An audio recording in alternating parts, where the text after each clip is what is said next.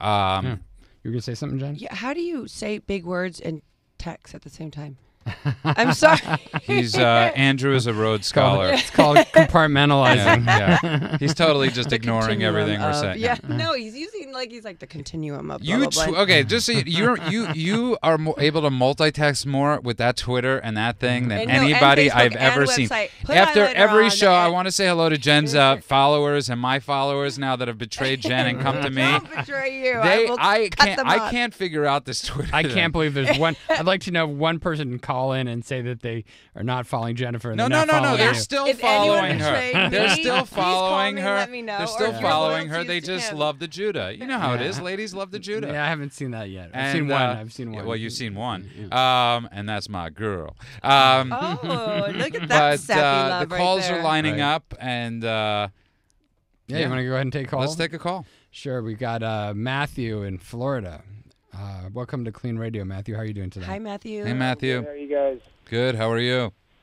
I'm good. I'm Judy's boyfriend. He's been calling in for the past 6 weeks. And, he's helped her out a lot.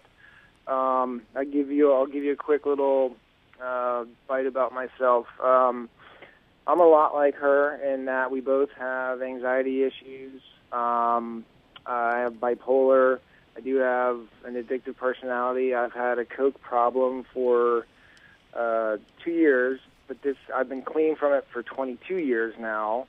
I'm a new divorcee. I have 2 boys. What I'm getting at is during all of this, I've started drinking a lot to numb myself to the stresses at home.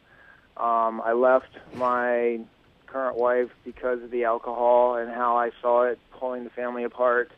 I'm now at the point where I told Judy that I definitely have a problem because I haven't seen her in 2 weeks because I would rather stay home and drink. And I now drink a 6-pack, sometimes more a night.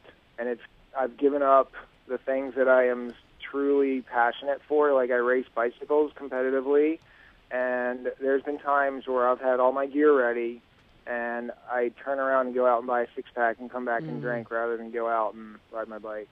The past 2 weeks I've chosen alcohol than coming over to see her. And I've admitted to her and I've admitted to my mom, and we had a ball out session like where we both cried because I've been in denial for 7 years, and I just finally came clean because I saw how much that Judy went through, and I'm ready for help. And I want to know what advice and guidance you all can give me, because I've gone to 2 AA meetings, and I'm like, I am nowhere at the level that these people are, but again, I was in denial. Right. So. Well, Matthew, let's just, by the way, if everybody tuning in, listen to KLEAN Radio. Matthew is boyfriend and girlfriend with a caller. We have Judy, who is one of the scholarships Andrew has decided to has given away. And Judy's been a constant call, thank God, for the past 6 to 7 weeks, dealing with her own pot addiction, bipolar issues, and all that, alcoholism. And Matt, so you've basically, for the last 7 years, or how long have you been using some substance? I was a recreational drinker. Like, I would drink just on the weekends, and it was like kind of like binging. And then once we had kids, as they got older and a little more independent, as I call it, and started having, like, they could talk back, I used the alcohol to numb to the situations when I would come home from work. And it got to the point where it was so bad that I would keep a cooler in my car and go get a 6-pack, keep it in my cooler. Once the boys went to sleep and once my wife went to our ex, would watch TV, I'd sneak out to the garage, pretend like I was working on my bike, and drink a 6-pack until it was done. Okay, so basically, so Matthew, you're obviously, Andrew could deal with this better. You're obviously drinking a lot.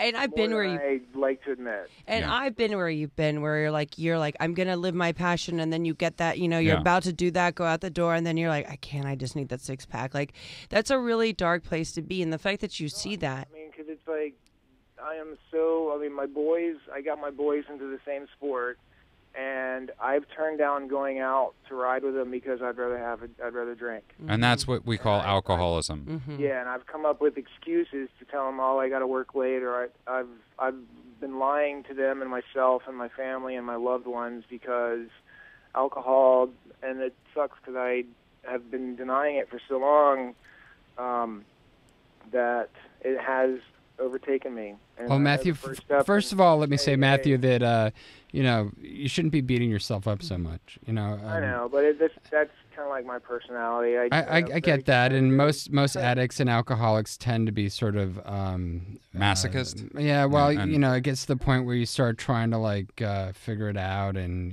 you keep failing yourself, and the compulsion to drink can be so overwhelming, or use drugs, that you do things that you otherwise wouldn't do, and then you feel a lot of shame and guilt and remorse afterwards. And that's part of the illness, and that's the part that getting sober allows you to get out of. It gets you out of that downward cycle where you're abusing yourself and disappointing others and causing a lot of shame and grief and difficult feelings. Where there's a grocery store that's 3 minutes from my house, so like on my way home, I'll stop to get a 6-pack. I'll have a beer and a half before I even get back to my place, and then I'll finish the rest, and if that doesn't do it, I'll go back out after drinking a 6-pack and get another 6-pack, and usually 9's about my limits per night. So Andrew, he was asking you, it sucks. Asking us, what does he do? He wants to stop. Yeah, I mean, 9's a lot, and you're obviously, more important than the quantity is the pattern. You've sort of admitted that you have a problem. Clearly, getting help's important. There's a lot of resources for you. I heard you sort of mention that you had tried some 12-step stuff.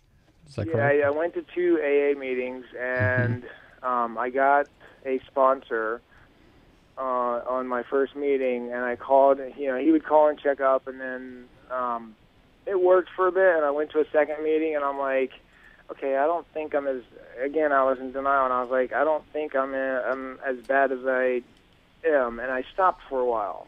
Right. Because this was when I was racing competitively, so I stopped for a bit. But as soon as the season was over, and then as soon as I left my marriage, I started drinking daily since January, usually a 6-pack to 9 beers a night. And it's also the bipolar thing, Andrew. That's obviously... Well, I mean, there's a lot of things there. First of all, it's very common for people when they end a relationship to drink. And he's in one now. Right. That's so. Yeah, now you're in one where drinking is part of the relationship. But what I find interesting, though, is to hear that when you have something that you're really attached to, in this case, your career in cycling, you actually were able to stop, which shows that you do have the ability to stop. I think you should, look carefully at, what was it in particular. The other, about cycling that made you able to stop, to see the importance of one thing over another, cycling over drinking. But now he can't stay stopped. The other thing I hear is that his sons are very important to him. So, a lot I think about when I think about, what are the motivations to stop? If it's a compulsive action for you and you're drinking and you can't stop on your own, it's important to start thinking about the other reasons to stop, because what you're really doing is you're self-medicating with alcohol to deal with the feeling of not being drunk. Right. Yeah. And also deal with the feelings that are coming up that you don't want to deal with. And you have to find a replacement for alcohol that solves that problem. AA is a very good organization, and in some ways that it does that. It gives you a fellowship of people that have a similar problem. I think for alcohol alone, Alcoholics Anonymous is a pretty good organization. But I don't know everything about you, obviously, and there's a lot of history there. It sounds like you might have some underlying mood disorder issues with the bipolar stuff, and that can be very triggering because it causes a lot of instability. And, if you have a lot of emotional instability, you can self-medicate with alcohol and feel more normal. So that can be a big part of it as well. By the way, you're listening to KLEAN Radio. We're on the phone with Matthew from Florida, who's sharing with us about his alcoholism, or his. You know what? We're going to have to put Matthew on hold, Yep. and then Matthew, I'm going to try and give you a call tomorrow, the next day, and follow up with you. Is that okay? Yeah, that'll be perfect. Great. Yeah. Okay. Thank you. All right. We just got calls coming in, so let's go to the next one. We got Buffy from Jacksonville. Buffy, welcome to KLEAN Radio. Hello. Hi, Buffy. Hi, Buffy. Is Jennifer there? I just wanted to tell her thank you. Oh, okay. Hi, Buffy. How are you? Good. You're on my Facebook page, and I read all the stuff you post every day, and it really, I don't know, it's really inspiring, I think, to see people that are in profile positions come forward and show what they've been through, that even people like me can do it as well, and it just lifts me up every day, and I really appreciate everything you put out there. Oh my God, I want to give you a big hug right now. Thank you. That's about it. I don't know. Are you in recovery? I am. I've You been are. sober for 2 years, and I'm a Congratulations. huge fan of Alcoholics Anonymous, and I go to meetings every day. I have a sponsor, work the steps, and I truly believe that's the only way you can stay sober. And That's amazing. obviously finding a higher power. When did it change for you? And thank you again for being on Facebook with me and reading and watching the journey, because sometimes it's a little crazy. But I stand in my truth with it. You know, some days are good and some days are not. And and I feel like if I stand in truth, I can't go wrong to the best of my ability. But what was it that changed for you? Like, when did you start seeing a shift? In recovery, or what made me? Yeah, go into in it? recovery. Um, Like, why do being this? in the rooms and watching it work for other people Mm-hmm. is. I mean, I went into the room because that's what I knew somebody that had, and I was at a bottom, and I didn't know what else to do, and I reached out for help, and they took me to a meeting, and I never stopped going. Hey, Buffy, I hate to cut you off, but Thank you we got to so go out much. for our break, And- and we'll be back in a couple of minutes with some more calls. And Thank you for Jennifer's calling. glowing, so Yes. you I know. definitely did her a nice compliment. Yeah.